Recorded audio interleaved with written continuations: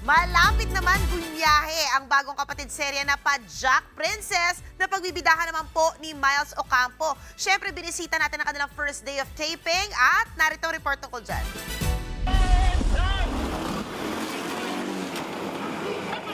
Aarangkada na ang isa sa much-awaited kapatid noontime serye na Jack Princess.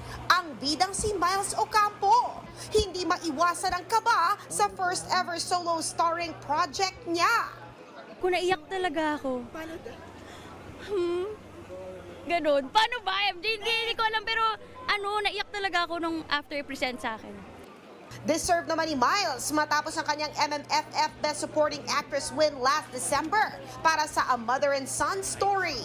At ang iconic role niya sa simula ng Batang Quiapo bilang si Marites. At napakarami pang iba. Pero sino nga ba si Princess sa Jack Princess?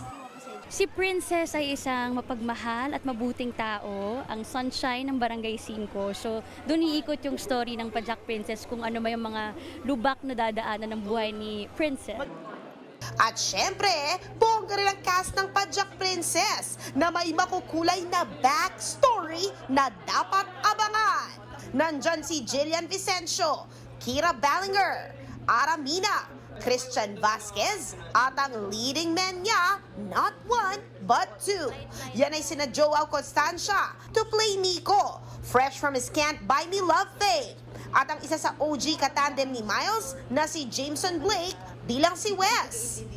Pinalibutan ng Reliance. Akalain mo, hindi ko nga rin alam kung bakit eh. Pero hindi, I work with them na pareho sila. So, I'm excited kasi this time talagang mas kami yung palaging magkaka-eksena ng tatlo. So, doon nila malalaman kung kanino ba mapupunta si Princess. Mapapanood ang Jack Princess sa Hunyo sa TV5.